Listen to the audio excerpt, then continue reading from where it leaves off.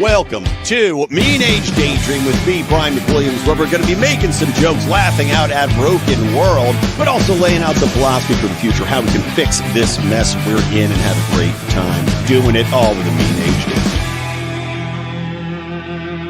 Daydream. What's up, buttercups? Happy holidays, happy time of the year to you, all that good stuff. I am, of course, Brian McWilliams, your bald and beautiful host, and I want to welcome you to Mean Age Daydream. I already know that this is going to be an episode that is going to get some conversations going. It's a tough topic to talk about mass shootings in general, but I've voiced opinions in the past talking about what my opinion on why these things happen is, right? Because we just had another one, this time a female shooter, and it happened in Wisconsin.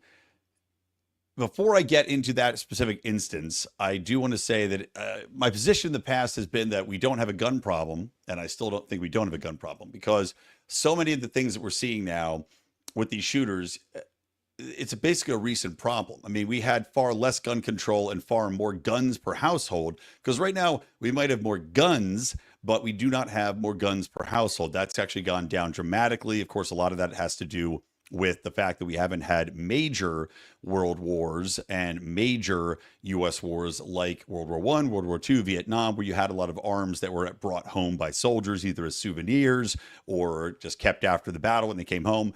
So you had a lot of houses that owned them and also that believed strongly that you need to have these weapons in the house. Now, I still think that that is important. I think that knowledge about guns is important. I think that knowing how to shoot properly is very important. But beyond that, not knowing how to shoot properly all the time is not the reason you have mass shooters. It's not the reason suicides are way up. That has to do with many factors, one of which, of course, is the wars that have been fought by the United States causing people to commit suicide. Others are what I think is a more likely culprit, which is that so many of these mass shooters, typically male, and that's why this latest one is kind of an outlier. Well, they tend to be people that are loners, that are essentially forced out of society because of being different. They find people online that they identify with, or they find causes that paint their life as significantly worse than others, right? You have online bullying, you have the isolation, which I think back in the days used to be more of an isolation where there was kinship between kids in a school, right? You had the geeks and they were isolated in their own way, but they found other things to do and they had their own support system in place between the friend group there. And while you always are going to have bullying, you're always going to have pieces of garbage in the world that are not going to be kind to each other. You did not have this type of reaction and acting out. And I think that that is because there is a distinct isolation that exists now that combines with being ostracized at school, being ostracized online, and having no escape, right? Because if you're on social media, you are never able to escape what is a constant barrage of negativity, of people attacking you, of malice, and then you find solace in other people who are angry, who are isolated. And that, I believe, is really what's leading to a lot of this, combined with parents that simply are not tuned in. The amount of parents that you see that are on their phones, the amount of parents whose kids have phones, by the way, is a major problem and cause of all this, in my opinion. Again, being too easily accessible to social media and comparing themselves to others in that way. This is what's combined to lead us to the path we're on, in a way. Because as of late, we've seen that a lot of these shooters are either, number one, trans, and at the last, I believe, 3 shooters in a row were trans. And the latest one is not trans per what I have read so far. And I want to put a big red disclaimer on this. I'm going on what I know right now. And 24 hours after it happened, I'm also going to base this on reports that had come out from Andy No, NGO, probably a lot of you are familiar with Andy No, and his claims to have been shared documentation about who this person was that was the shooter. We still don't know her name. We just know she's a 15-year-old girl. They've not released her name formally yet. And what her beliefs were, like what her manifesto was. This all could not be accurate. But I'm going to go on what is being presented as accurate right now And also in the context of, as I mentioned, former shooters being uniquely left-wing psychotic. As the episode is titled, the left is calling for gun control. And they're calling for gun control predictably. I believe this is a nice smokescreen for the left because they're getting upset about this gun violence, right? And, oh, well, we've called for a moratorium on sales of guns, and we've called for reining in assault weapons. Well, a lot of time, assault weapons is not really what they are talking about. But they want to have all these checks and all these measures put in place, which, by the way, typically would do nothing to stop any of these, which that's been proven time and time again for the most part. But in the meantime, many of us are still not willing to sacrifice individual liberties, the Second Amendment, and the right to bear arms in the effort to protect against these outlying events. But the core of what frustrates me so much about the left's approach is that they take zero responsibility for a problem which I certainly believe that they've caused. And that is poisoning the minds of children.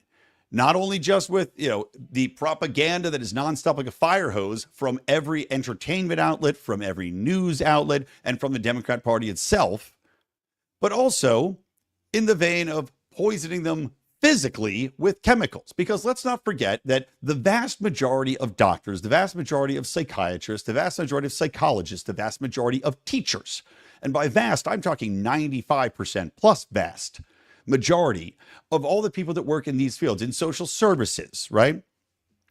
In DEI departments, in entertainment and media. All of these people are on the left, and they are vehemently on the left. And yet these are the people that are responsible for, as we know now, one of the greatest scandals that's going to go down, I think, in human history, which is the rampant, quote unquote, transing of youth, the removal of any guardrails when it comes to children being prescribed hormones, to having top and bottom surgeries, to being transitioned in school without people knowing about it, without parental permission or knowledge that this is happening. They pushed this down from a top-down manner. The Biden administration led the way. The American Medical Association capitulated. The Psychiatrist Union, I don't know what they're technically called, had forced in the, yes, this is an affirmative model and we're not going to question it. Now, at the same time, this destroyed thousands upon thousands of children. It's hard to find exact numbers on this, but we've seen the reports that have come out from other nations like the United Kingdom with the Tavistock Clinic report. We've seen these reports come out from the basis of documentation used in the United States that supposedly were the guidelines, right? The science, trust the science on what was supposed to happen with treating kids that have these disorders. But remember, they're not disorders anymore. They're not to be treated. It's only to be affirmed.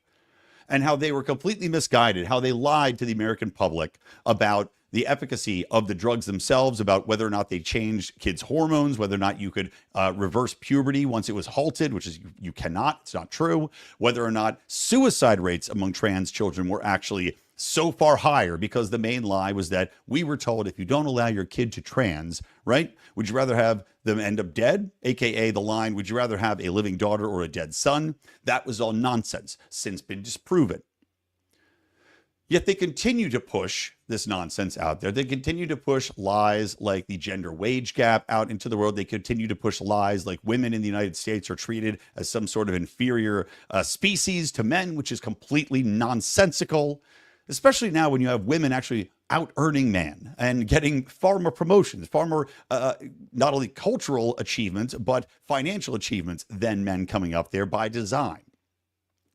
And yet you have the constant beating of the drum that if you're trans, that you are a special snowflake that has to be catered to and has to be affirmed, and there's nothing wrong with you. And if anybody does think there's something wrong with you, not that they are a caring individual that wants to stop and consider what the evidence might be in efforts to protect you and others, but that you are a bigot, that you are a hate-filled monster, and that communities that dare to say, we don't think this is okay to do, like, let's say, Christians and Christian churches, well, these people are hate-filled monsters that want you to die, right? And we've seen this type of rhetoric online and in academia and in the media.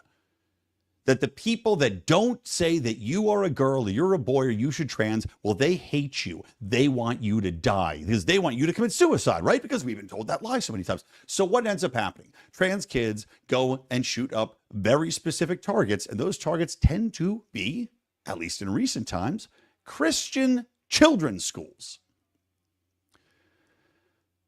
The latest example of this is not trans as far as we know yet, but is a 15-year-old girl.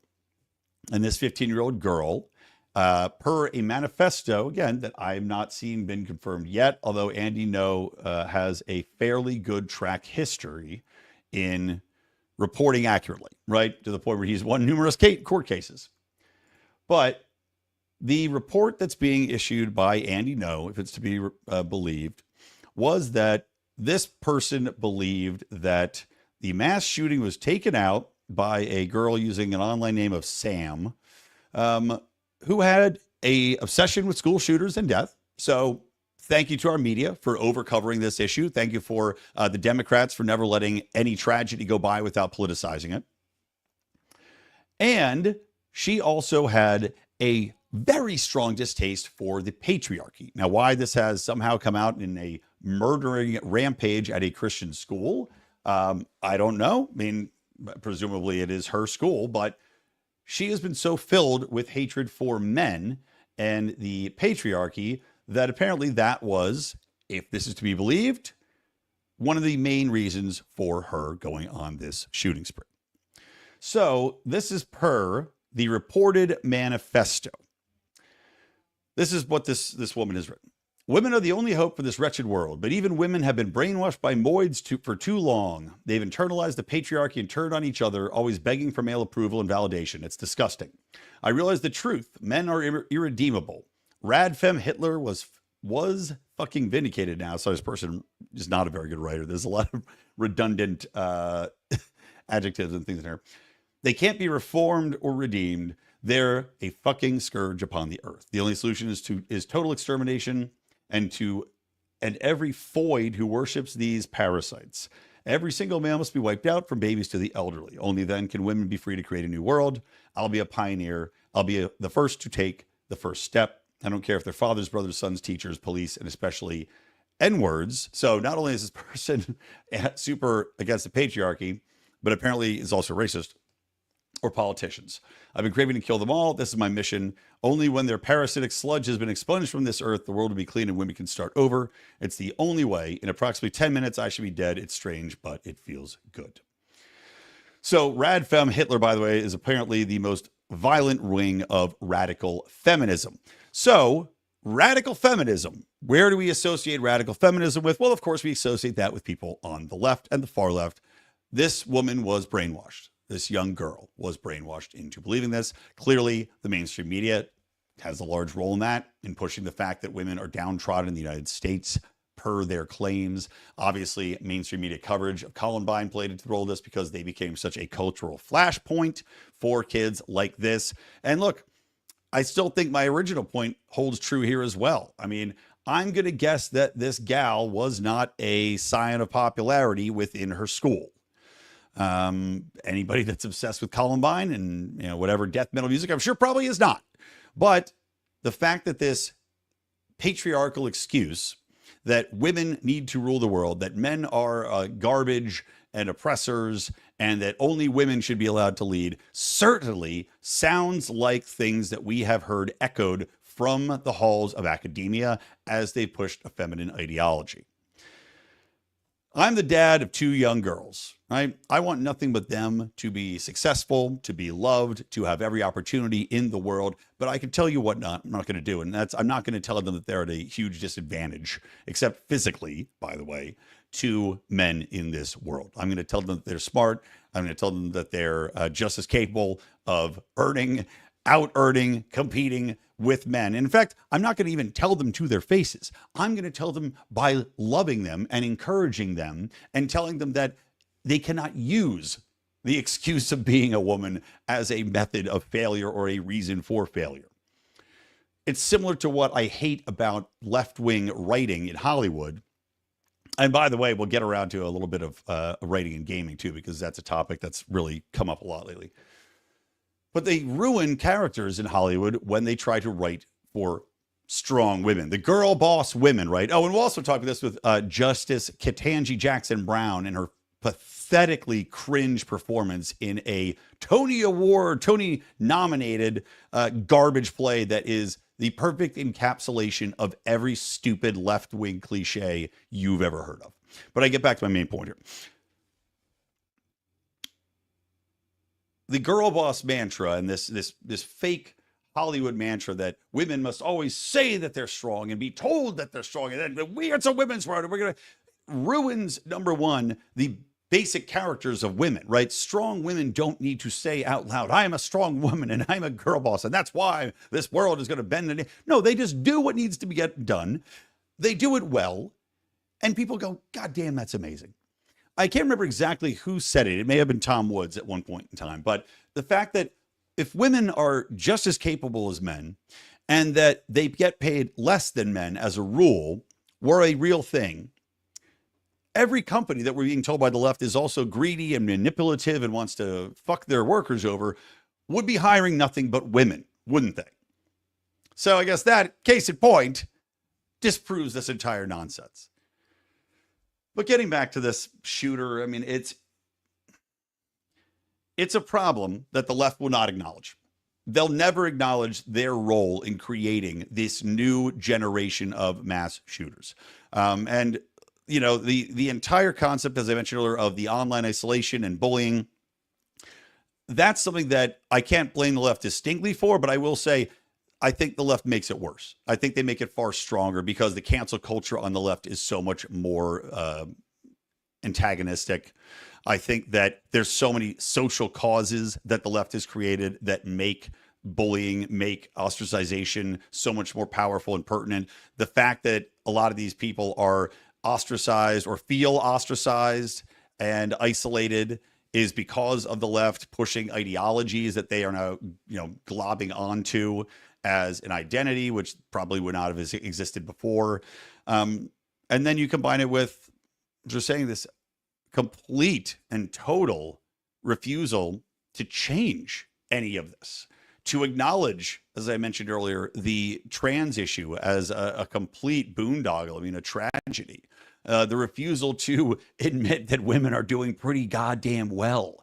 The refusal to admit that, in fact, the majority of us are doing pretty damn well and we're getting along just fine until they started to divide us, intentionally with all of these narratives. And that so many of these times it's simply a cash grab. They accuse people that are like libertarians, like myself, of being, free market ideologists that don't care about the common man. And then you go and see the green climate scams that are going on right now and how many people are getting billions and billions, or the COVID scams going on where people made billionaires out of idiots giving COVID tests that didn't work, or the academics that get paid millions of dollars to write nonsense papers or run DEI seminars or ESG seminars or push patriarchal seminars and teach things like Black women's native gender studies in America and how it intersects with trans Eskimos.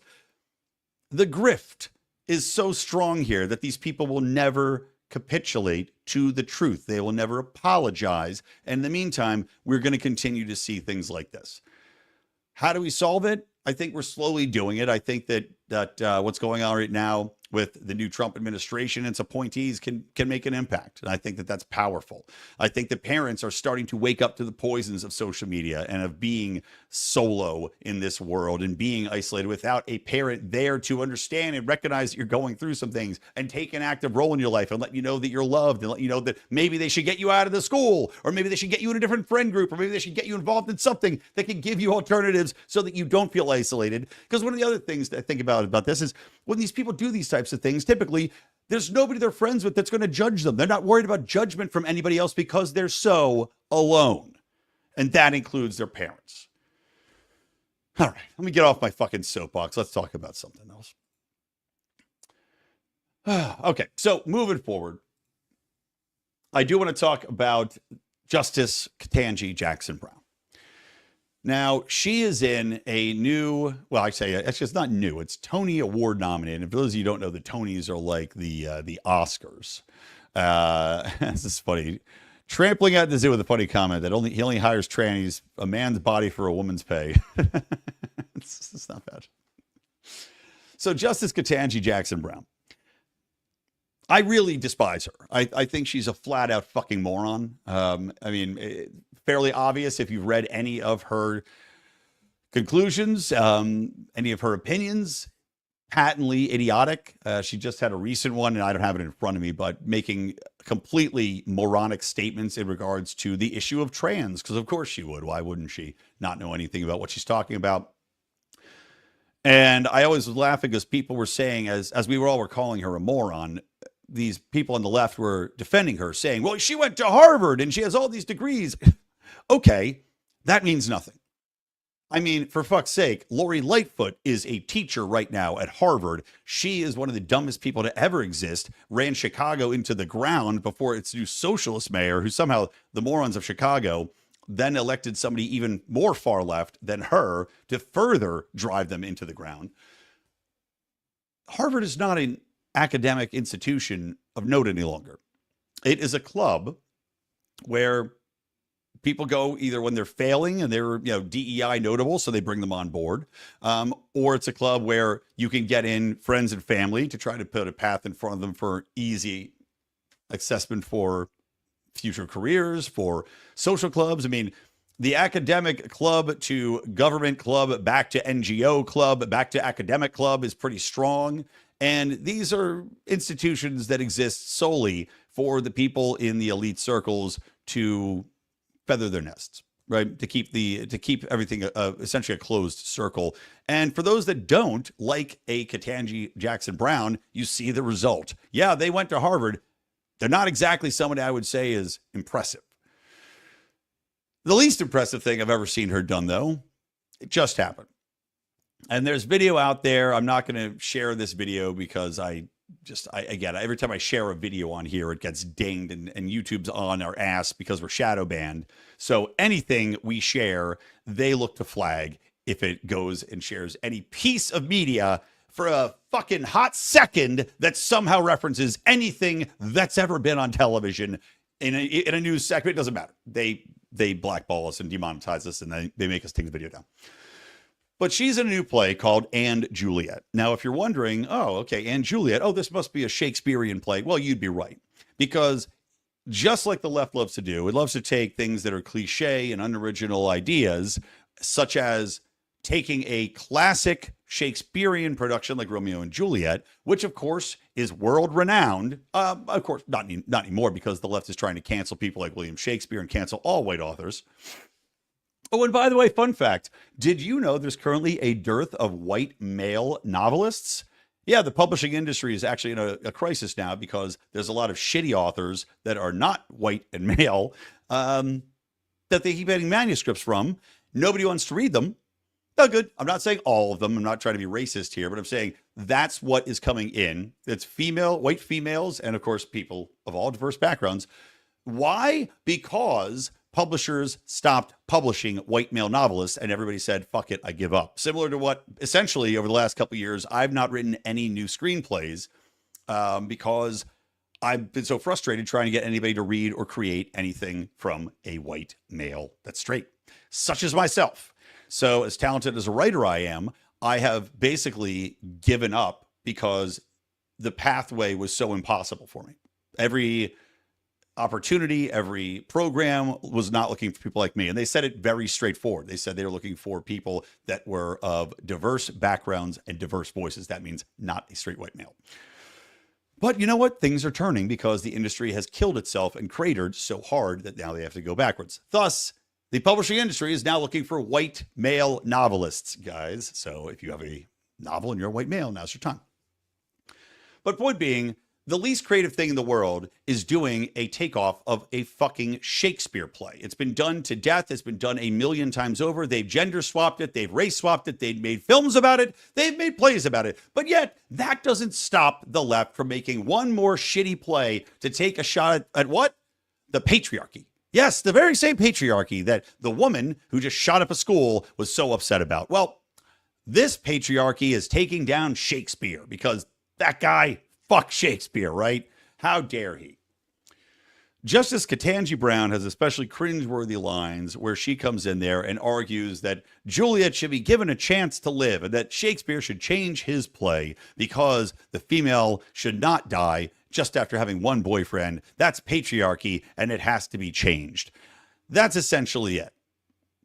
I didn't realize how just short and annoyingly a dwarf she was until I saw this play. She's 4 feet tall. She looks like somebody that honestly, hard to describe her, but I mean, I don't know, an extra in the Lollipop Guild when it becomes diverse and they remake The Wizard of Oz. That's essentially what she is. And she's not a good actress, but yet you have this big announcement.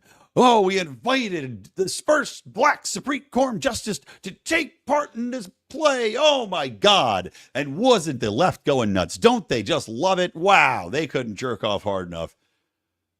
Who the fuck cares? I would argue, why do you want to see a Supreme Court justice in a play in the first place? Number two, you're also displacing an actor that could use that job. You know, acting, tough career, hard to find work. Let's put some asshole on stage instead. Now, granted, I think it's for, you know, a few night run. So they're not taking away a job away. They're probably, the person's probably just sitting in the wings. But again, you're still an actor. You're still pissed off that you're not on stage.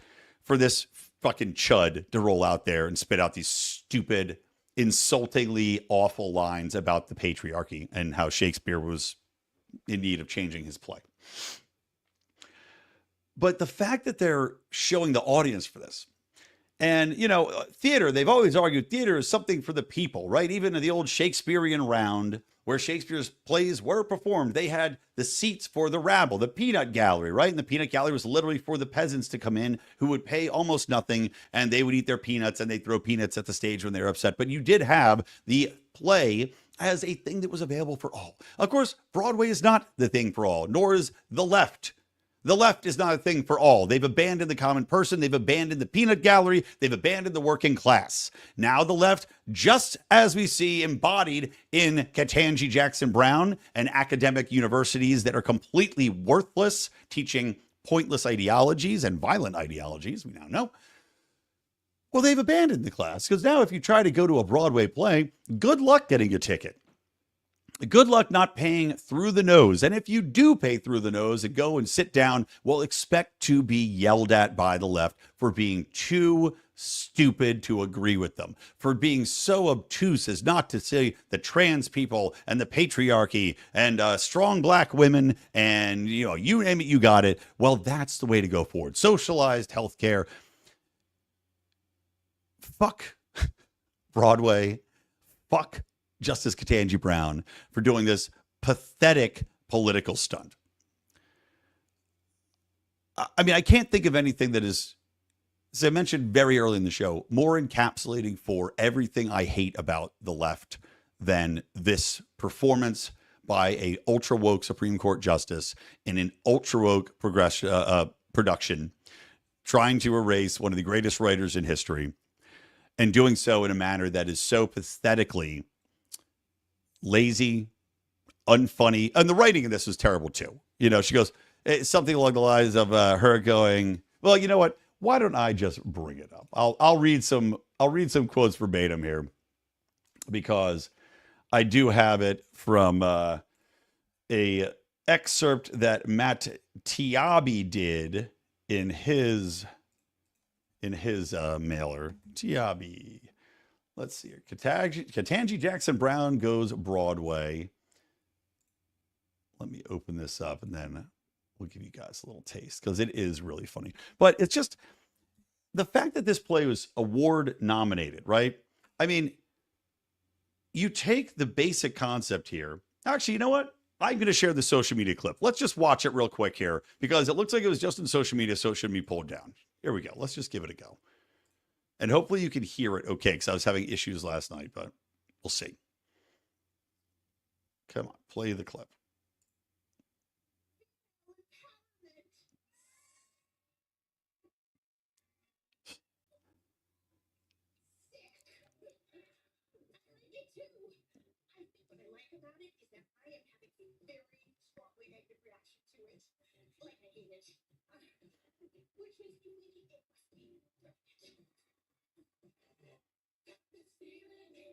So awful.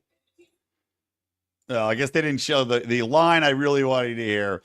Yeah, it's just the worst, the cringiest and the worst. The writing is sad and pathetic. And of course, they nominate this for an award because they always nominate this crap for awards. Here's the line that I wanted to share with you. And that is at the very end of this, right, they're trying to convince Shakespeare that Juliet should live. And this chick, Anne, now this is not Justice Ketanji Brown's character, says, well, the ending, shit. Why don't you change it? And the ensemble, oh, yeah. And Shakespeare says, what, you expect me to change my whole play? And then she lays down this zinger.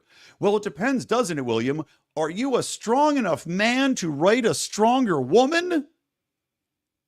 Because obviously, the character of Juliet has to be intrinsically weak, having killed herself because she was in love with a man.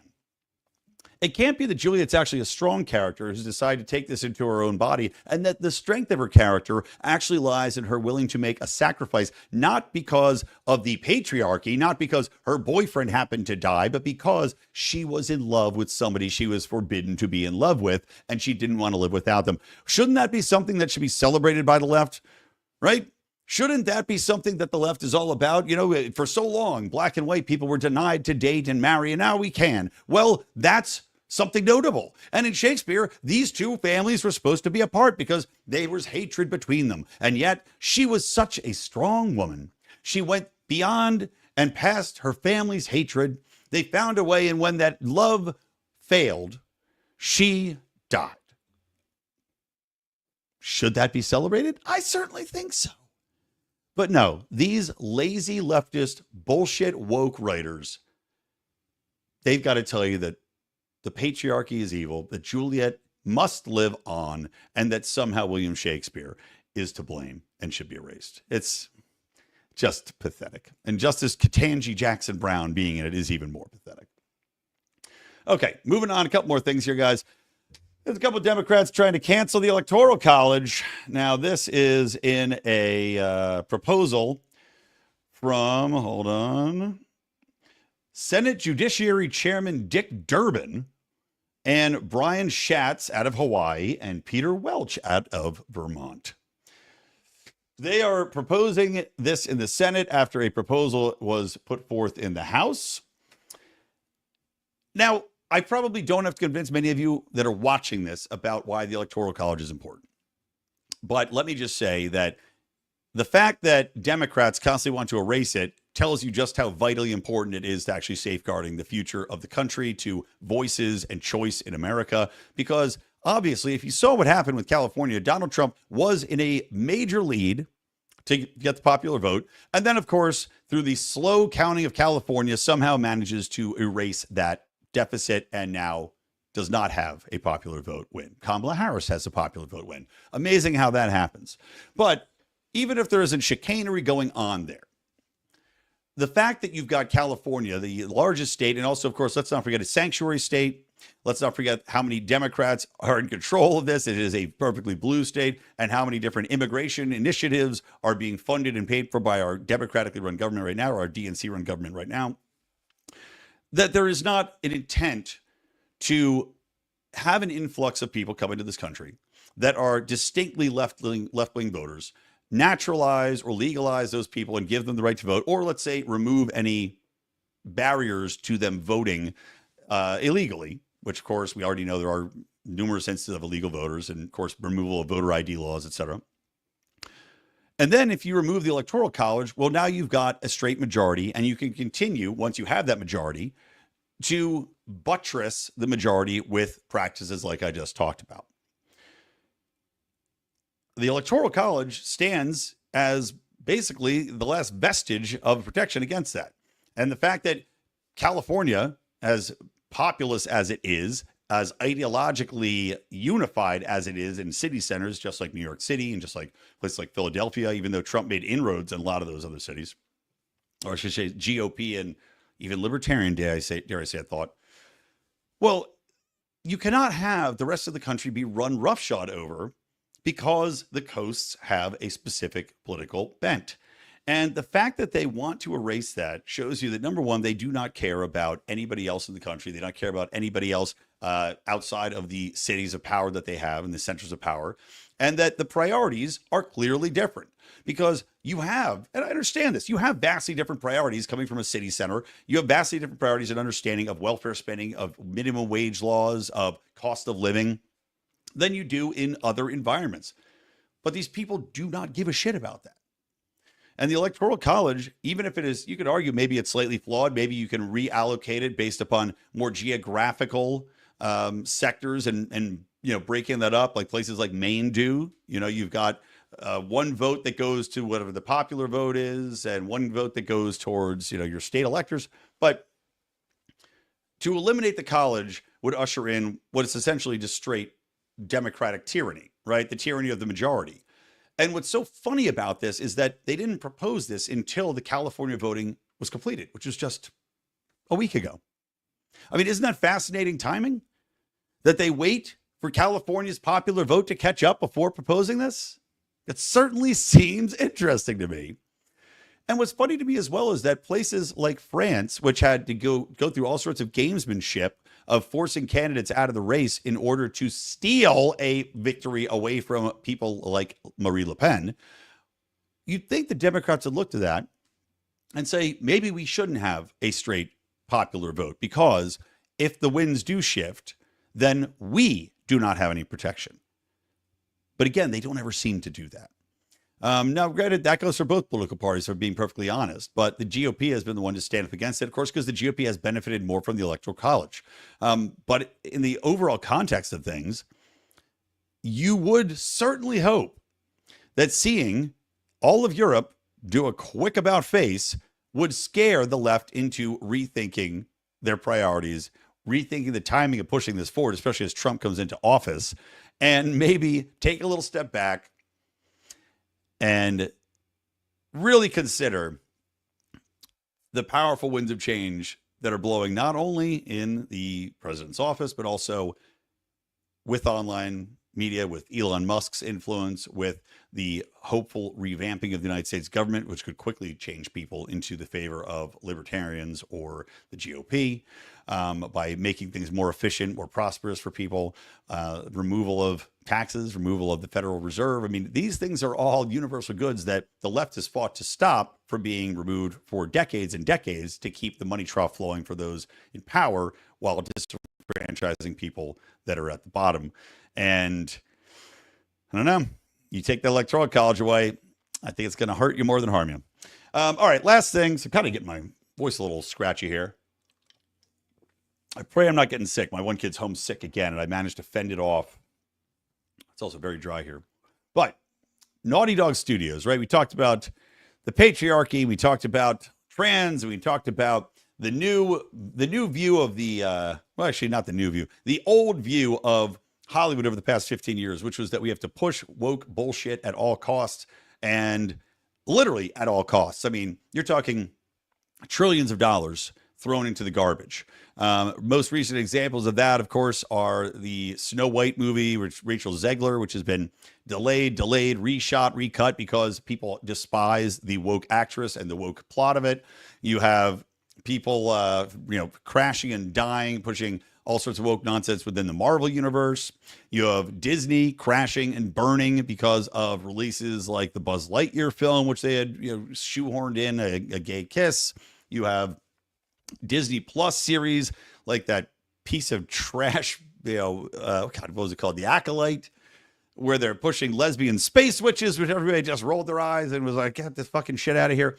And even in the halls of entertainment companies now, you're having purges of woke writers and activist writers because they know they cannot lose any more money. There comes a point where you simply can't. This comes hand in hand with large companies being pressured into about facing by, I always forget his name, not Charlie Kirk. Maybe it's James Lindsay. I don't know. Somebody, I can't remember who the fuck is pushing this anti-DEI initiative out there right now. And I apologize for not being able to remember the guy's name. But forcing companies into making it about face, like Boeing, on the more idiotic ESG, DEI crap that is frankly making the products worse, driving customers away while bringing shareholders nothing. You're seeing this in the gaming industry as well. And I want to talk about this new Naughty Dog trailer that came out for Intergalactic, the Heretic Prophet. Now, Naughty Dog, I believe, is the one who made The Last of Us. They're a studio that had some renown. This latest game, they released a trailer with, of course, a bald, ugly female protagonist. If you're wondering if she's a surly girl boss, of course she's a surly girl boss, because that's all these people know how to make, other than putting, rampantly trans characters in. I think I did a show talking about Dragon Age, the Veilguard, which lost an unbelievable amount of money. Nobody's playing it. And that was a storied franchise. The game Concord that Sony rolled out lost $460 million, has been pulled. Doesn't exist anymore. Again, super woke, a cast of all ugly, ultra diverse chud characters that everyone hated. There's another game called Avowed that was all about, whatever pronouns that tanked. This newest game from Naughty Dog, maybe people will play it, but it certainly doesn't look like it. But it's the latest repudiation of this woke left ideology. And it's the only way that these people are going to learn. And as I mentioned, talking about the Electoral College, the entire cultural zeitgeist is shifting. And it's not shifting towards the left. It's shifting very quickly. I mean, more quickly than I could have ever thought. I thought that things might come back around 20 years. I'm seeing it in 2. Now, granted, this has been building. People's dissatisfaction. Am I saying that right? I think like I'm making up a word.